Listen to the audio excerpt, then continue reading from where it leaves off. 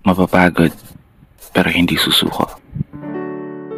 Alam mo ba na may dalawang uri ng pagod na pwede mong madama? Una, yung pagod na itutulog mo lang at pagising mo, okay ka na. Pero may isang uri ng pagod na talagang kakaiba.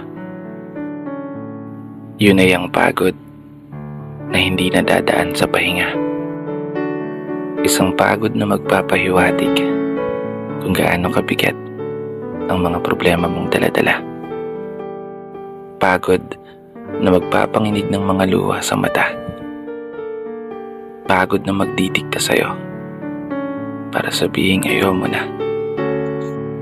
Mapapatanong ka na lang talaga, saan nga ba ang direksyon ng aking mga paa?